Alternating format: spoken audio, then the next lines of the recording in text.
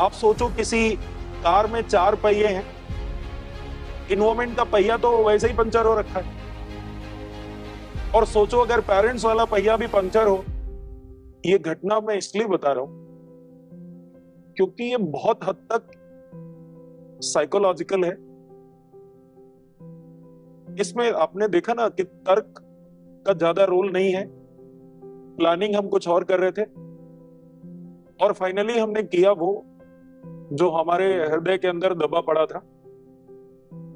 तो मुझे व्यक्तिगत तौर पर लगता है कि ये प्योरली साइकोलॉजिकल मामला है। कोटा में अभी लगातार कुछ दुर्भाग्यपूर्ण घटनाएं चल रही हैं। हम लोग सौभाग्यशाली हैं कि अभी तक हमारे यहाँ ऐसी कोई भी घटना नहीं हुई है, कोई किसी भी बच्चे के साथ कोई भी अनहोनी यहाँ हमारे यहाँ नहीं हुई है। लेकिन इस बात का डर तो हमेशा बना ही रहेगा। टीचर्स अपने स्तर पर प्रयास कर रहे हैं, मैनेजमेंट अपने स्तर पर हर कोशिश कर रहा है, लेकिन मेरा एक टीचर की तरह अगर बोलूं तो मेरा मानना यह है कि बच्चा आगे चलकर क्या उसको सक्सेस मिलनी है, उसका साइज क्या होना है, शेप क्या होना है, उसमें 4 फैक्टर जिम्मेदार हैं। एक बच्चा खुद, एक उसके टीचर्स, तीसरा उसके पेरेंट्स और चौथा इन्वायरमेंट। बच्चे के ऊपर पूरा फोकस रहता है, पेरेंट्स का भी और टीचर्स का भी। मुझे लगता है कि इन्वायरमेंट पर उतना फोकस नहीं रहता है, या यूं भी हम कह सकते हैं कि हम कितनी भी कोशिश कर लें as a teacher, as a parents, हम पूरी तरह से बच्चे के इन्वायरमेंट को चेक नहीं कर सकते। इन्वायरमेंट पर हमारा जितना हमारा विजिलेंस होना चाहिए उतना संभव ही नहीं है। तो फिर बचता कौन है? पेरेंट्स। मुझे व्यक्तिगत तौर पर ऐसा लगता है कि टीचर्स का पेरेंट्स के साथ, या यूं कहें पेरेंट्स का टीचर्स के साथ, अगर अलाइनमेंट बहुत बढ़िया हो जाए तो ऐसी दुर्घटना नहीं होगी। यही वजह है कि ये प्रोग्राम हम लोग शुरू कर रहे हैं और हमने प्लान किया है कि डियर पेरेंट्स के नाम से एक सीरीज शुरू करते हैं। हर संडे को ये पेरेंट्स को मिल जाया करेगा वीडियो, और हम इसमें केवल पेरेंट्स को ही एड्रेस करते हैं। और पर्पस बहुत क्लियर है कि टीचर्स क्या सोचते हैं वो पेरेंट्स तक चला जाए, और पेरेंट्स और टीचर्स का जो तालमेल है वो बहुत अच्छा हो जाए। अगर ये तालमेल बहुत अच्छा छोड़ो, अगर ये नॉर्मल भी हो गया तो दुर्घटना तो नहीं होगी लगभग, इस बात से हम आश्वस्त हो सकते हैं। अभी हम लोगों ने पेरेंट्स लगातार मिले हैं, उसके लिए हम लोगों ने आकाश टॉक भी शुरू किया था, लेकिन आकाश टॉक में पेरेंट्स बहुत कम आते हैं, या यूं कहें कि पेरेंट्स चूंकि दूर दूर है तो वो आ नहीं सकते बार बार।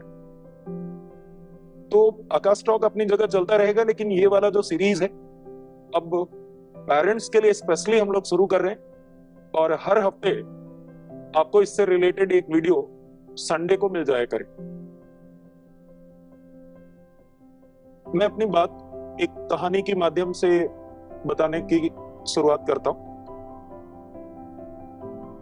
थोड़ी आध्यात्मिक कहानी है, लेकिन फाइनली मैसेज वही है जहां हम पहुंचना चाहते हैं। एक बार हनुमान जी तपस्या कर रहे थे, अपना राम नाम जप रहे थे। बाली आया। बाली के बारे में जानते होंगे आप लोग कि बाली को ब्रह्मा जी से ही वरदान प्राप्त था कि बाली जिससे भी लड़ना चाहेगा उसकी आधी ताकत बाली के अंदर आ जाती थी। तो बाली को इस बात का बड़ा घमंड भी था कि कोई मुझे हरा नहीं सकता, क्योंकि जिससे भी मैं लड़ता हूं आधी ताकत मेरे अंदर आ जाती। तो बाली ने हनुमान जी से बोला कि चलो मुझसे लड़ाई करो, और आज देखते हैं ज्यादा ताकतवर कौन है। हनुमान जी का लड़ने में कोई इंटरेस्ट था नहीं। उन्होंने बाली को मना किया कि देखो बाली, हमारी कोई दुश्मनी है नहीं, लड़ाई करने का कोई पर्पज नहीं है, तो मुझे तो लड़ाई करनी नहीं है, मुझे तपस्या करनी है, मुझे शांति से तपस्या करने दो। बाली नहीं माना, हनुमान जी को लगातार परेशान करता रहा कि नहीं नहीं लड़ाई करो। हनुमान जी परेशान होकर वहां से उठ के दूसरी जगह चले गए। बाली पीछा करते करते वहां चला गया, वहां से उठ के हनुमान जी दूसरी जगह चले गए, बाली वहां चला गया। बाली लड़ने को उतारू था, हनुमान जी लड़ना नहीं चाहते थे। फाइनली जब हनुमान जी ने देखा कि बाली मानेगा नहीं, वो मूड बना के आया कि लड़ना ही लड़ना है, तो हनुमान जी ने फिर ब्रह्मा जी को बुलाया। ब्रह्मा जी की शरण में गए कि ब्रह्मा जी बचाओ अपने बेटे से, ये तो बिना मतलब लड़ाई करना चाहता है। तो ब्रह्मा जी ने हनुमान जी से बोला कि हनुमान, आप बहुत समझदार हो, बहुत ज्ञानी हो, बाली आप जितना ज्ञानी थोड़ी ना है, तो वो मानेगा नहीं, वो लड़ेगा जरूर। तो हनुमान जी, मेरी एक रिक्वेस्ट है आपसे। ब्रह्मा जी बोलते हैं कि पहले तो आप पूरी कोशिश करना कि लड़ाई ना हो, इसको टाल दो, और अगर ना टाल पाओ तो फिर आप मुझे वादा करो कि आप अपनी पूरी शक्ति के साथ लड़ाई करने नहीं जाओगे। 1/100 शक्ति लेके आप केवल जाओगे, अपनी शक्ति के 99 हिस्से का आप इस्तेमाल नहीं करोगे उस लड़ाई में। हनुमान जी ने वादा किया कि ठीक है ब्रह्मा जी, ऐसा ही होगा। बाली नहीं माना। फिर ब्रह्मा जी ने आखिरी उपाय किया और ब्रह्मा जी ने बाली से बोला कि बाली मान जाओ, हनुमान जी से तुम्हारी कोई दुश्मनी नहीं है, कोई लड़ाई नहीं है, आप लड़ो मत। बाली नहीं माना। ब्रह्मा जी की बात भी बाली ने नहीं मानी।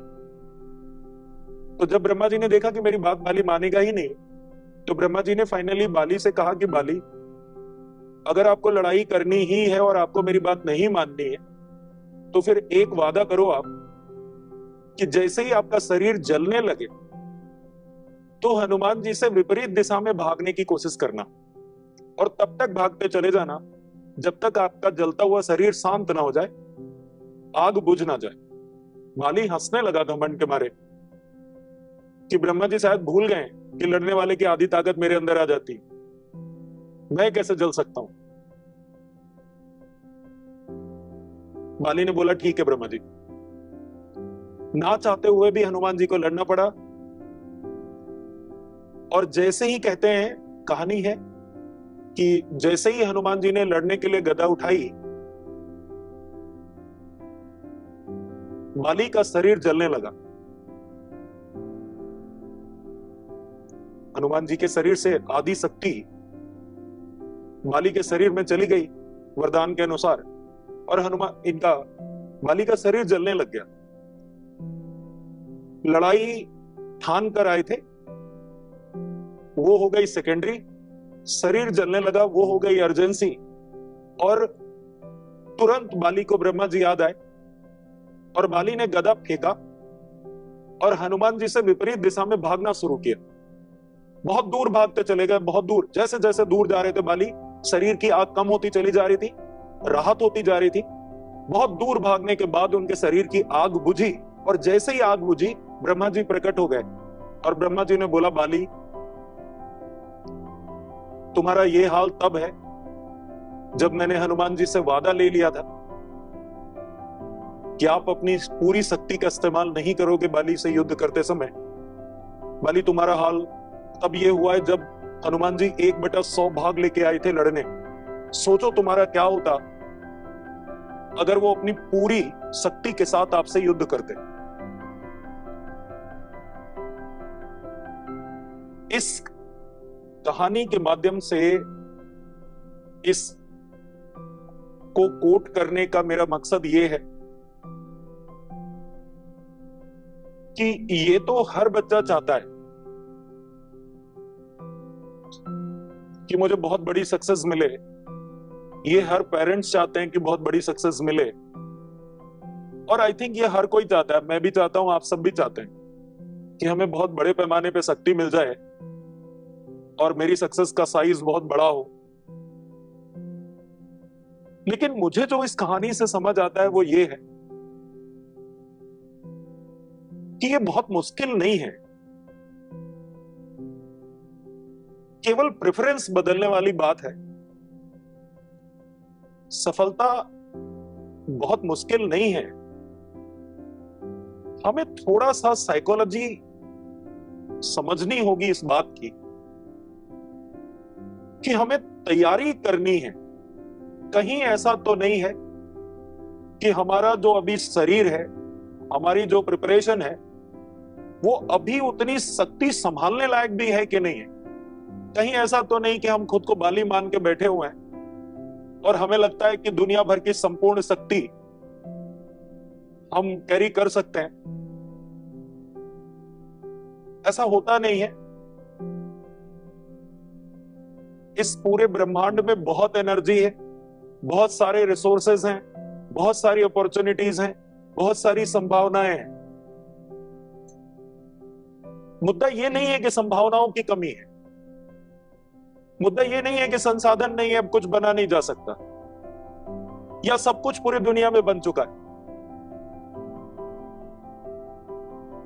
पूरे यूरोप, पूरे डेवलप्ड नेशन, चाहे यूएस ले लो, जापान ले लो, चाइना ले लो, इन सब के होते हुए भी आपने देखा कि हमारा चंद्रयान अब जाकर मून, जो कि नियरेस्ट प्लेनेट है, अब जाकर साउथ पोल पे उतरा है। पहला ऐसा मिशन है। इसका मतलब यह है कि अभी सारा काम बाकी है, बहुत कुछ करना बाकी है, या यूं कहो सब कुछ तो करना बाकी है।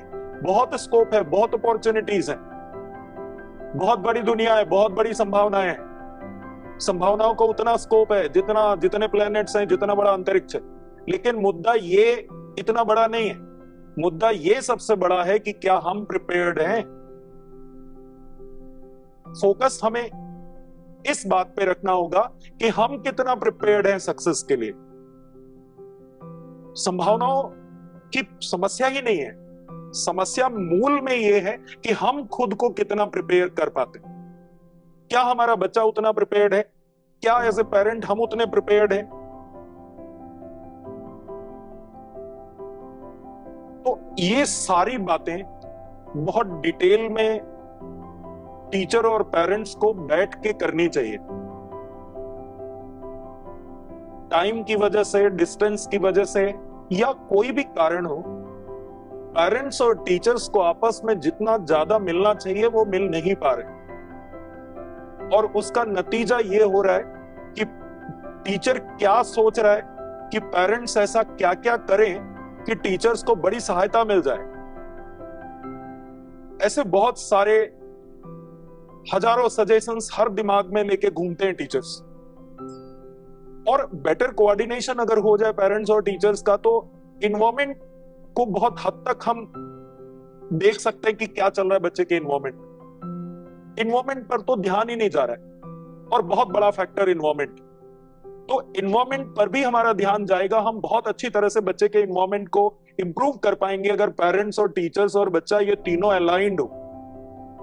अभी भी पूरे भारत में ऐसा कोई भी सिस्टमैटिक तरीका नहीं बना है कि हम पेरेंट्स के लिए कुछ चीजें अवेलेबल हो कि ये गाइडलाइंस है, ऐसे ऐसे करते हैं तो प्रोडक्टिविटी ज्यादा मिलती है। हर पेरेंट अपने स्तर पर जो कर पा रहा है वही कर रहा है। बहुत सारे लोग बहुत अच्छा कर पा रहे हैं, कुछ लोग एवरेज कर पा रहे हैं, कुछ अच्छा नहीं कर पा रहे। टीचर्स अपने स्तर पर और क्या इंप्रूव कर सकते हैं? पेरेंट्स टीचर्स के अकॉर्डिंग अपने स्तर पर कहां कहां कंट्रीब्यूट कर सकते हैं? एटलीस्ट 3 चीजें बहुत अच्छी कोऑर्डिनेशन में आ जाए तो मेरे हिसाब से इन्वॉल्वमेंट का एक जो चौथा फैक्टर है उस पर भी हमारा काफी कुछ कंट्रोल बनेगा। और ये फिर जब चारों पहिए ठीक चलेंगे ना तो कार बढ़िया दौड़ेगी। सिम्फनी देखो तभी बनेगी जब सारी बीट्स सुर लय ताल के साथ होंगी। सिम्फनी तो तभी बनेगी। ऑर्केस्ट्रा में मजा तभी आएगा जब सारी बीट्स अपनी अपनी जगह पर ठीक बजेंगी। तो आज के लिए इतना ही। नमस्कार, मिलते हैं अगले संडे को। Thank you very much.